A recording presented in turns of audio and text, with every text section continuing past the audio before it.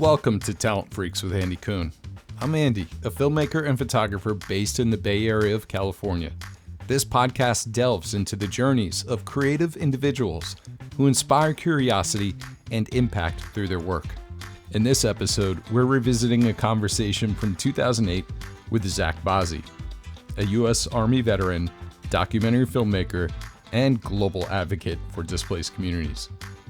Now, before we jump in, don't forget to subscribe and rate Talent Freaks on your favorite podcast platform. It truly helps others discover these incredible stories, and I am incredibly grateful for that. So let's jump back in time to 2008, where a younger version of me is going to introduce Zack Bazzi. He's one of the soldiers who filmed the footage for the documentary, The War Tapes. And then Deborah Scranton and her team got together and they put together a very unique documentary that everyone should see. And this conversation was great because Zack and I just sat down and we just talked. We just had a very open conversation about everything from his experience with the War Tapes to what his plans are in the future and just everything in between. So enjoy this one. Well, Zack was the one that reached out and started commenting on my blog with a post on Deborah Scranton, the interview I had with Deborah Scranton, the director of the War Tapes. And he posted a couple comments, and I replied to his comments, and then we started emailing each other back and forth.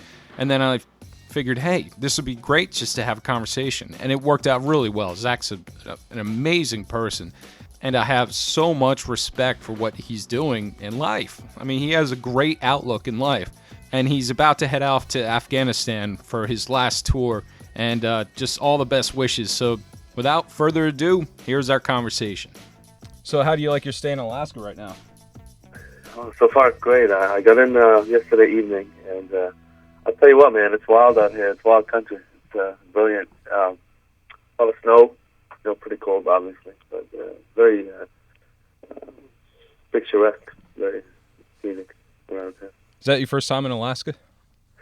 Yep, and that's why I'm really happy that I had this opportunity. I've been to about 30 states, and I'm hoping one day I cover all 50 of them, but especially if you live on the East Coast, Alaska is not really a hop, skip, and a jump away. So for them to invite me up here, I thought it was a great opportunity. Yeah. Well, you can mark that off your list now. Yeah, exactly. That's a tough one to get. In New England, you can knock out 10 or 15 easily just with a day's drive, but Alaska is not something you can drive to. Thanks again for, allowing me to contact you and taking time out of your day to, speak with me. I appreciate that. Oh, no problem. It's a pleasure. Okay, and how did you first? I'm just trying to fill in the backstory a little bit, but how did you first come across my website? I found out that basically Deborah did an interview on your site, and I went and listened to it, and then I think Dan just put a posting on there, and then you contacted me, so here we are. And what was it that I don't want to say set you off because you didn't set off, but why did you feel that you had to make a comment on my site? I've done it's kind of almost a standard thing for me now over the last few months. It seems sometimes there's a bit of confusion and about how the process was and how the soldiers were involved and so on. So I put a clarification on the War Tapes site beneath my profile. I also beneath my bio page. I also put one beneath Deborah's page. And I've told, I told her I was going to do this. It's something that means a lot to me. I take my job very seriously, and that job is being a soldier. And when somebody says, sometimes I feel like people in the press think they're complimenting you to tell you, hey, you're a filmmaker or this or that, or a journalist. And I had to, so I felt strongly about that, and I put those clarifications up. And the fact is, I'm not a filmmaker. I'm not a journalist. Right. I didn't go to Iraq thinking I'm going to, document my experience so other people can see what it's like. I mean, that's in of itself is absurd. You're in a war zone. There's a lot more things to worry about, i.e. your life, your soldiers' lives, right, than what a civilian that's never been in combat is going to think of your footage. And that in of itself is absurd. And again, I'm a soldier first and foremost, and in a few months here, I'll be deploying again to Afghanistan, a deployment that I volunteered for. So again, my priorities are being a soldier and definitely not filmmaking. Now, something that I have, this is my personal I don't know how to talk to soldiers or even former military people. Do I call you Sergeant Zack Bazzi, or do I just call you Zack? No, just Zach. I'm not. The rank and the title is useful when I'm in a military situation to deal with my superiors, my subordinates, and my peers. But of course, between you and I, conversational talk. Zach is fine. Okay, and well, good, thanks. Because actually, I work with a colonel from the Air Force, retired colonel. So that's a difference. Higher ranking officers, then that's a different story. we call him Chief, and he gets off on that. So yeah, they like that. But could you tell me a little bit about yourself? First of all, obviously, you're a Lebanese American, and you moved over to America at age 8? 10. Oh, at age 10, okay. And what was it like coming over to America as a young child? Well, immigration is I would say, definitely an intense experience for anybody that does it, not just from Lebanon. I'm sure, from a variety of places around the world. It can be tough sometimes. It's definitely a transformational experience. It changes you at some level because you're in a completely different society. And at times it's extremely humorous. The first time you learn some cuss words, and I came here when I was 10. The kids are young and at that age and mature, and you learn all sorts of words, and then you use them in funny ways, and sometimes people laugh at you. I look back and I laugh at some of those things. And then there's little experiences that perhaps an American kid never experienced. Like the first time I ate pizza, I was probably 10 years old, 11 years old. I remember that one. I remember looking at the pizza and thinking, what? Cheese, bread, sauce? That doesn't make sense. So, well, pizza is my favorite food now. So, yeah, mine too. There's a lot of good memories. And I think it allowed me, the most rewarding part of it is allowed me to be able to step in the shoes of others. So, I come from, obviously, a Lebanese Arab culture, which is a specific kind of culture to Lebanon.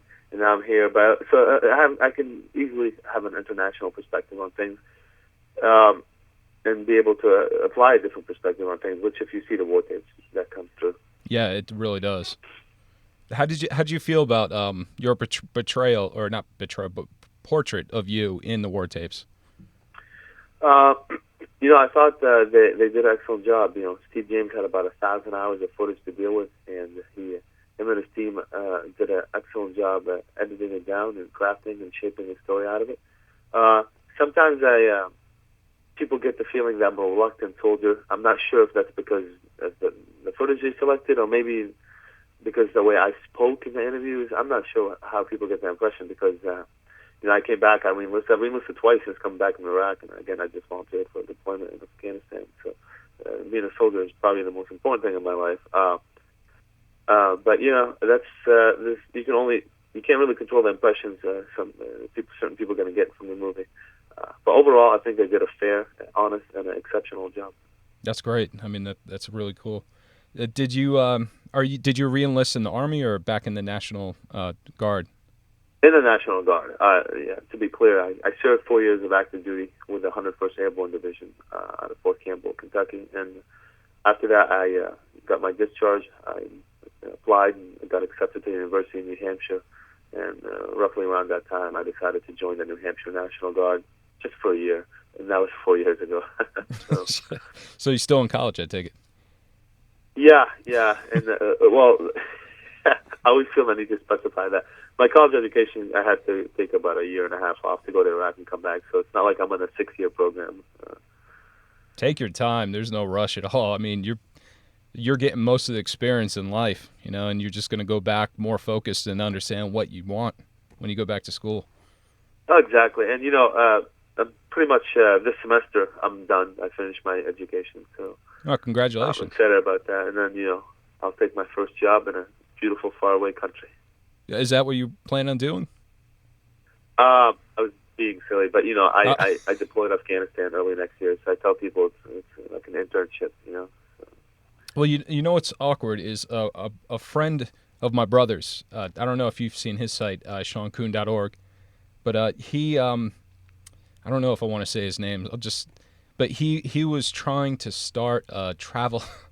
You might think this is funny or tragic. He's trying to start a travel agency to go to Afghanistan. Oh, wow. It's not your everyday travel agency. And it's not him. He's helping people to get, because he's been to Afghanistan on and off, back and forth. And what he's trying to get is people who are into like extreme sports, like mountain climbing, rafting, all those kind of traveling. Yeah, psycho. No, yeah, I've been to about 30 countries myself. I backpack quite a bit. And, I recall when I was in Morocco, I ran across a couple of Aussies. By the way, Aussies are crazy people anyway, so they're the most traveling nation in the world, I think. But yeah, I've ran across a few Aussies that have actually been to Afghanistan. So, if that's your cup of tea, which I can certainly relate to that myself, right? It would be, I guess, exciting in the sense that you might end up dead if you make the wrong call. So that could be exciting for some people. But I think like John, for instance. Oops, I just gave his name away.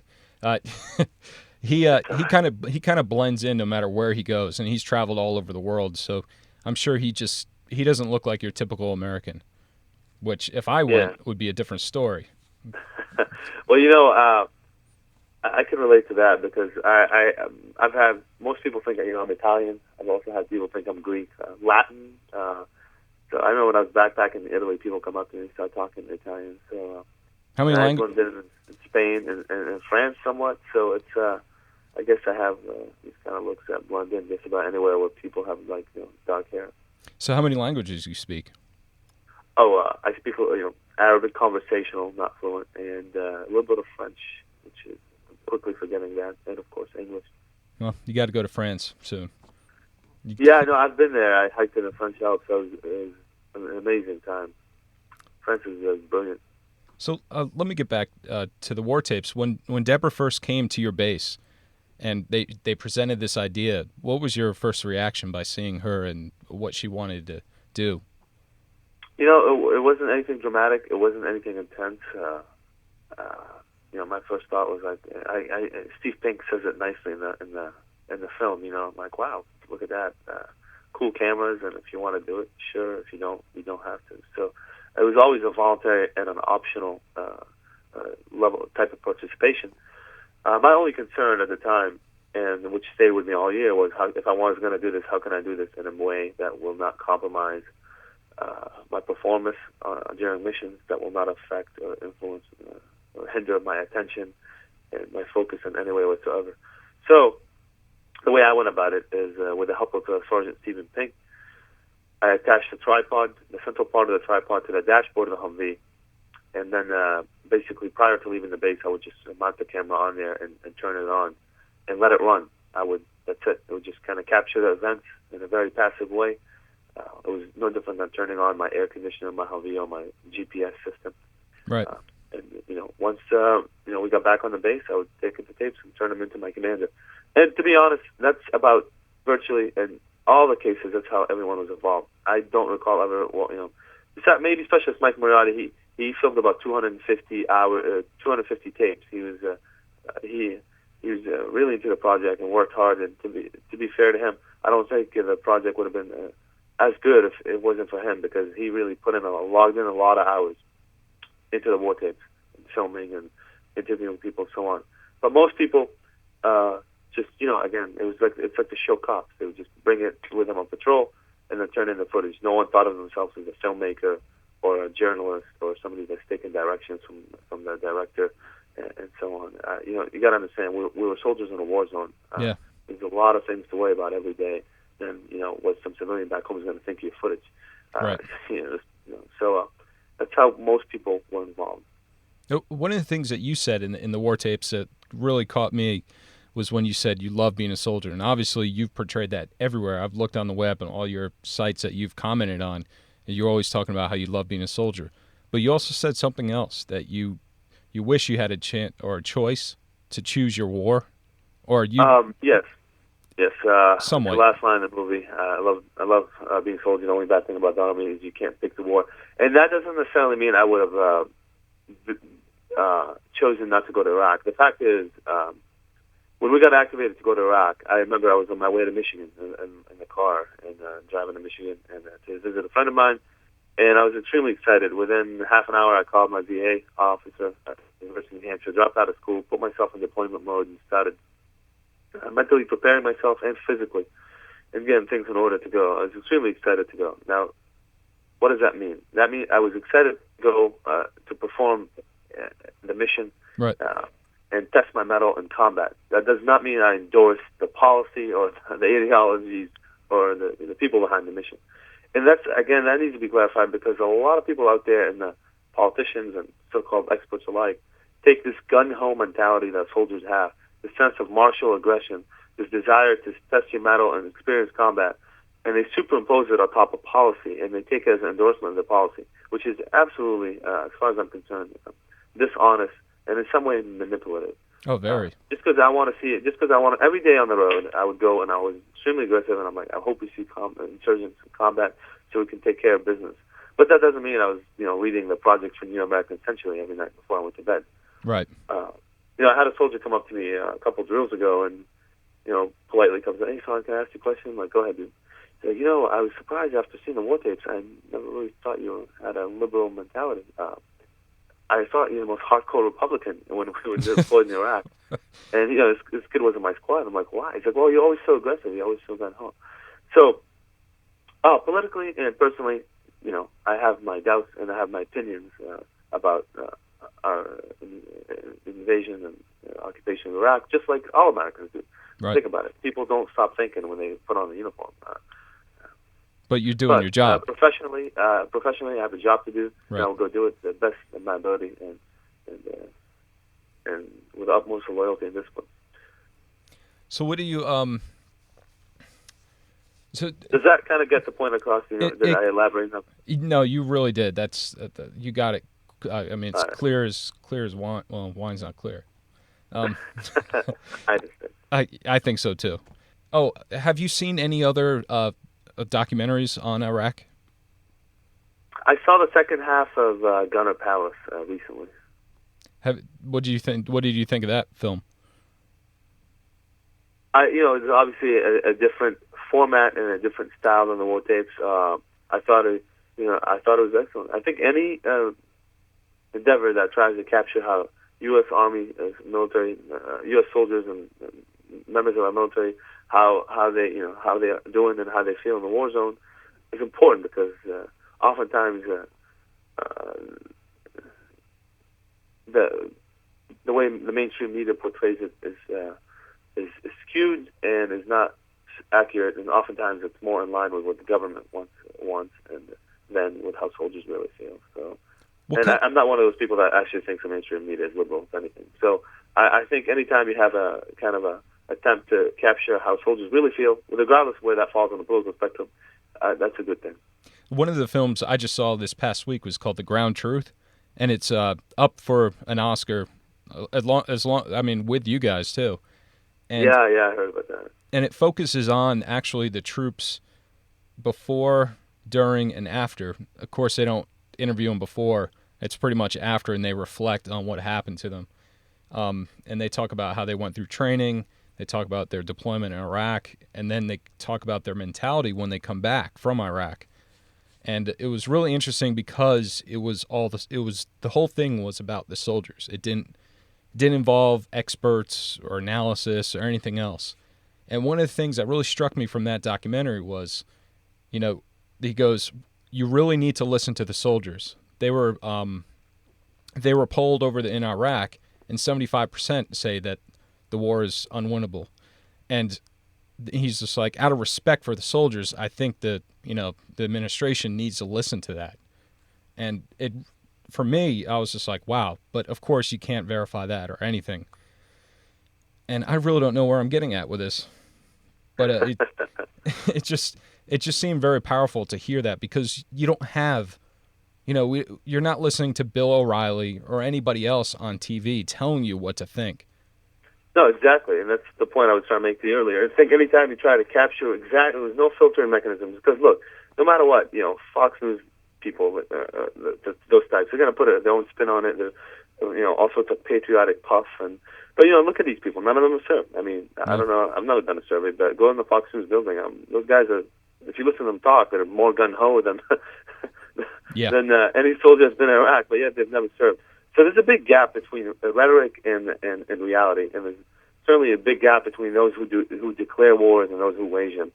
as far as I know, I think in the Senate, I think only Senator-elect's son, Jim Webb, his son is a Marine in Iraq. But other than that, not many of them have direct family members. Of course, they all tell you, well, I have a cousin's daughter's uncle's best friend that's in the military. And the people that haven't served always tell me that for some reason. But that doesn't mean directly affected you. Now, I think 95% of Americans are not directly affected by this war.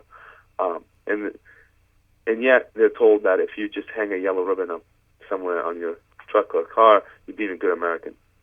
Yeah. There's a danger in that because patriotism has become a consumer item. It's become generic. And the fact is, if you go back to World War II, there was a collective sacrifice. You had a home front. People had to there was rations and quotas on all sorts of domestic items and goods and services. In Vietnam, you had a draft. And none of these things are being asked of the population nowadays. They're just told, hey, support the troops, which is code word for support government policy, and you're a good American. Yeah. That's fine and dandy, but what's that? What if you're not asking anything from average Joe to sacrifice? Well, what's that? What's going to prevent us from being in a perpetual state of war? Because it's not really affecting him. He's not even being asked to pay taxes to support the war. He's he's getting a tax cut, he or she. So it's important that people really know, get an unfiltered view of this war, and so they can make a better decision. Otherwise, I think we're all in danger as a country. I totally agree with you on that, and especially, it was a positive sign this last election that it seems that people are paying attention. But you never know what's going to happen once they get in office. The new the Democratic regime that just went in office. Who knows what they're going to do in the next 4 to 6 years? Well, politics are tough, especially in our country, because there's the candidate, but then he gets in office and there's all this institutional pressure on him, yeah, or her, because they want to be reelected. Lobbying mechanisms, and then you don't want to upset any kind of group, so people kind of reach a lowest common denominator in terms of policy making and picking policies. So there's nothing bold that usually is going to come out, or nothing overarching. That's for sure. The one thing that I think is unfair in our system, and I don't mean any disrespect to you, but it's how how a capitalist society works, especially the way it works in America, where everyone has to work in order to pay bills, keep their families together, but yet companies can spend an exorbitant amount of money in order to go to Congress and tell them what they want, and they could send people there, and they're getting paid to do this so that they can get tax breaks and everything else. So they pretty much set in the laws for us. Yeah, and then you definitely have a point. I mean, if that's any kind of news reading, and I agree. Okay. I was going to add to it, but no, it's dead on. I mean, the average person, the regular person, there's nobody out there to bat for him. And even if he tries to bat for himself, that's nothing but a drop in the ocean of water that's lobbying interests and pressure groups and think tanks and all sorts of organizations that have tons of money. And I'm talking on both sides of the spectrum. Of course. Bipartisan and my criticism. So. And one of the things that I think is really positive is how open the web is right now, where we can get that information across and we can get other people to join up to your cause and try to push forward. So I hope it stays that way for a long time. I have a feeling sooner or later somebody up there pulling the strings will try to change it. Well, I don't know if you heard or not, but have you heard about net neutrality? Yes, I've read a little bit about it. Yeah, well, it seems like right now AT&T, Verizon, and Comcast are trying to basically do that to us, where they're trying to make it a two-tiered network where they're going to have super fast service, which would be good for movies and TV, and yet they're going to have dial-up service for everything else. And if you want the super fast service, you're going to have to pay every time you go to a website that is on there. And nobody can afford to be on that super fast service unless you are like Disney or a studio or a major media company. So it's scary. I mean, right now they're spending over $100 million to lobby Congress on this, and that's just absurd. But the good thing is the web, people are active, and they know about this, and they're pushing against them. So it might backfire in their own face. I hope so. I hope it backfires big time, actually. I could care less about big corporations. Well, it seems also that in the war tapes that your fluency in Arabic helped you to talk to the people in Iraq and try to, bring some communication with your troops and the civilians in Iraq. Yeah, of course. I tell people it's a combat multiplier. And basically, as an infantry team leader, it allowed me to not just it allowed me to be better at my job, more effective. My squad leader, if we were on a patrol, let's say we didn't have an interpreter with us, my squad leader I'd go up with my squad leader, and if we come up on a certain situation, I'd be able to translate for him and help him make a better decision, and then help him implement that decision. So I think it made me a better soldier. And also on a humanitarian side, I could better understand what Iraqis wanted and needed. Again, let's say we came up on a car accident or something like that. I can better understand what's going on with the situation and relay the information to my squad leader, and in order for him to make a decision. So allowed me to do my job more effectively. And I'm really glad for it. Oh, I'm sure everyone in your that were with you was glad about that too. They might have. It seemed like they teased you a bit, but at the same time, I'm sure they respected the fact that you could communicate with people outside. Exactly, and I'm glad you used that terminology because I was doing an interview not too long ago, and the reporter said hazing. And, part of me wanted to reach across and give him a dope smack because that's not just. I mean, there's no way the reporter was using that word just in an inflammatory way on purpose. There's no way. I doubted he just threw that word out there. And the fact is, my goodness, I'm a sergeant in the United States Army. Nobody's going to haze me. Right. It's just crazy. And I can't say that a reporter can hide behind ignorance. Everyone knows you get a group of dudes together. It doesn't even have to be military, football team, tennis team, anything. Mm-hmm. So there's going to be a little bantering, a little smack talking, and that's just normal. In fact, as far as I'm concerned, I think it's critical to the esprit de corps and the morale and the cohesion of a unit for people to be comfortable enough around each other to give each other some crap.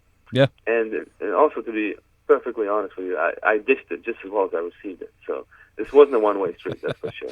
Well, they didn't show that much of you dishing it in the war tapes. Yeah, they made me come off as a little more serious than I really am. But, like I said, at the end of the day, I'm really happy with the job they did. Another question was about how, what you guys were there in Iraq for. It seemed like most of your time was spent protecting Halliburton trucks going through. Yeah, let me clarify that. Now, Halliburton basically back in the 90s, the military, the decision was made to privatize a lot of the support assets. So, of course, now we're in this prolonged war in Iraq, and somebody's got to bring the supplies up. So Halliburton provides that service. But those trucks were our supplies. So while Halliburton provides the service, we're protecting our own trucks. So sometimes people say, "Oh, it's too bad you're putting your life on the line to protect Halliburton trucks." Well, whether it's Halliburton doing it or it was units organic to the Army are doing it, somebody would have had to protect those trucks. You know what I mean? Right. So, we're, our two primary missions for my unit in Iraq were to escort convoys from point A to point B, to make it very simple. And all that means is, our Humvees will be integrated within the convoy, and if insurgents try to ambush a convoy or interfere with it, or there was traffic jams and so on, we'd take care of that. And the other primary mission was to patrol the MSR. The MSR stands for Main Supply Route, Army lingo for just the supply route. And all patrolling meant is we'd just drive up and down the area of responsibility we had for that day, and again, looking for insurgents to kill or capture them, prevent them from setting up ambushes, blowing up bridges, or interfering with the military operations in that area. So those were our two primary focuses while in Iraq. Well, another scene that really jumped out in the war tapes was when that accident occurred with a civilian when she got hit by the convoy. And what really struck me about that was how everyone reacted to it. Everyone's there to protect the civilians or to, do their job. And then at the same time, when someone shoots at you guys, then it's just on. You don't mess with us. We're here for you. So it was like you were saying, it wasn't ironic, but you see somebody getting hit by a car, and it was a sad moment. But then towards the end of the movie, you see you guys shredding somebody who was shooting at you. And I understand both ends of it, but it was just, that's what war is. From the Well, yeah, like I tell people, the warrior's soul, the warrior's sword cuts both ways. There's a war, there's an aggressive martial element to soldiers, but then there's also a humanitarian element. So on a patrol, you can any point in time on a patrol, you can be handing out supplies and just candy to kids. Or there's also many times where we went to schoolhouses and giving them shoes and supplies and clothes and toys.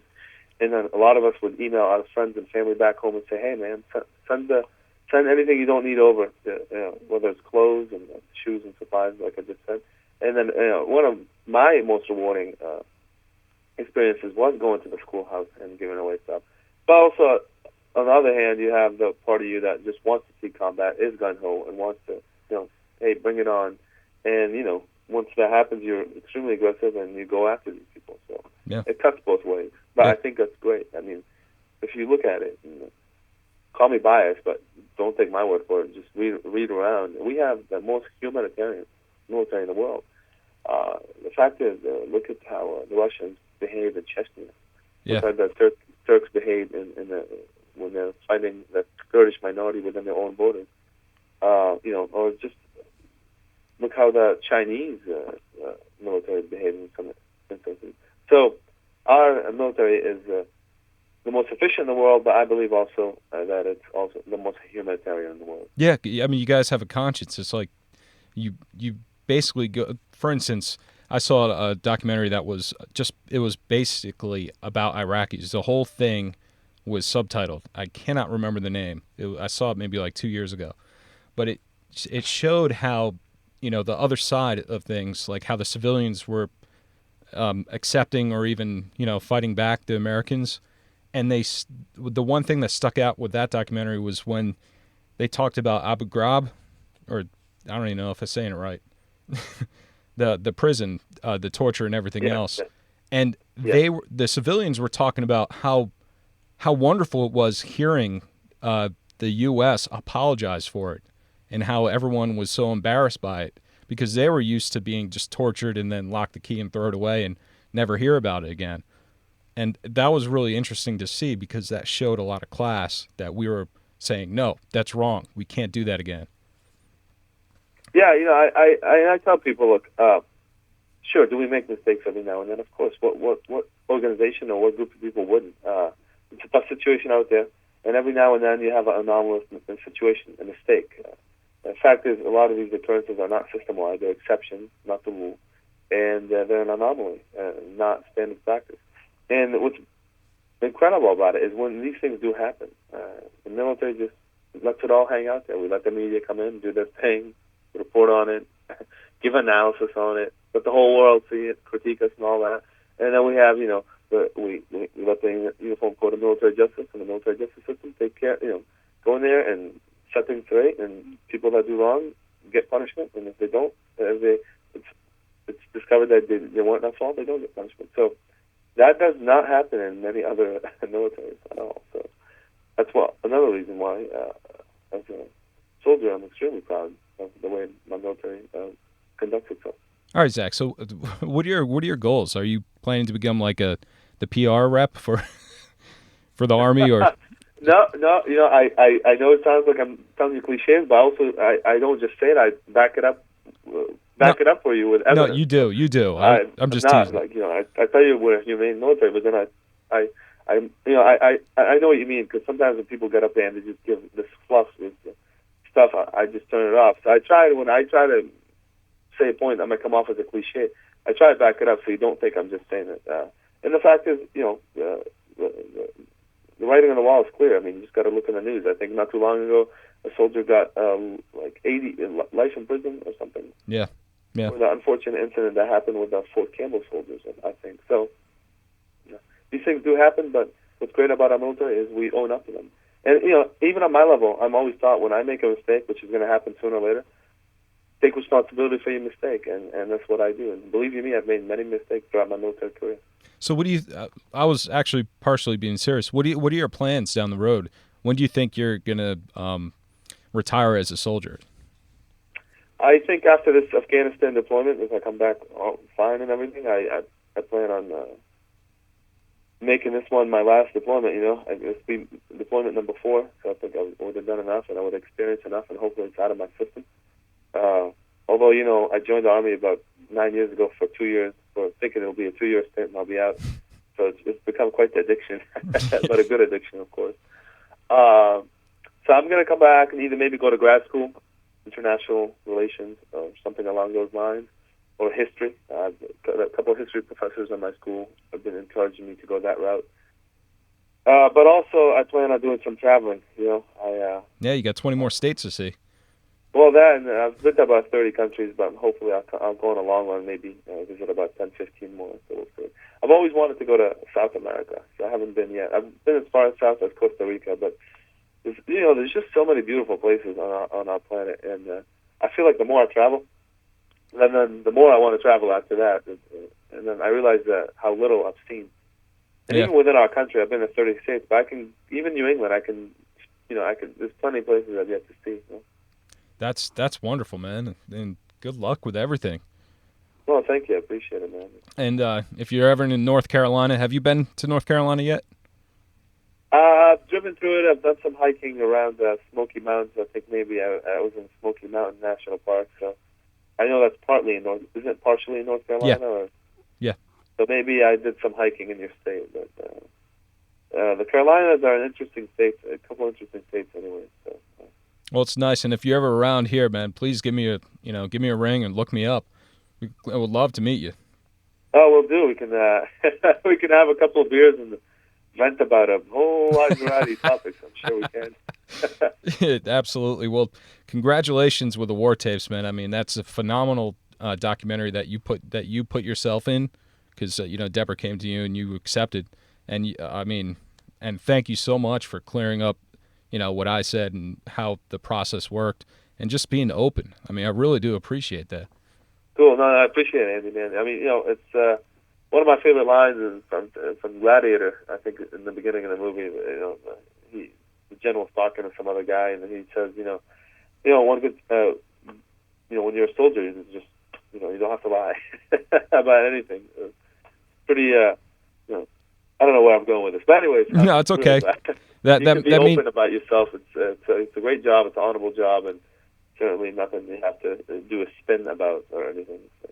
Just go out and do your duty. Well, good luck. Good luck, and be safe in Afghanistan, and we'll be thinking about you, man. Thanks, Andy. Appreciate it, man. Good luck down there.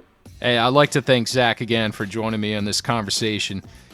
It really did prove to me what kind of person he is, and I just have an amazing amount of respect for him, and I hope the best for him when he's in Afghanistan and comes back home safely, and that includes all of our troops. I just hope they all get back home safely and we could do the best. That's what their job is. They're in harm's way, and they're doing one hell of a job. So thank you guys overseas, and Zack, be careful, and I hope to talk to you when you get back. Look me up when you get back, and we'll go out and have a beer. Thanks for listening to this episode of Talent Freaks. Zack Bazzi's journey is a powerful reminder of the impact that storytelling can have in shedding light on complex global issues. Whether through his military experience, his documentary work, or his advocacy for refugees and displaced communities, Zack continues to use his platform for meaningful change. To learn more about Zack's work, visit his LinkedIn profile and follow his ongoing projects. And I'll have links in the description for this podcast. If you enjoyed this episode, don't forget to subscribe and rate the podcast. It helps more listeners discover these inspiring conversations. If you want to know more about me, visit talentfreaks.com, where I host the podcast there and other things that I'm working on. Till next time, keep exploring, keep creating, and stay curious.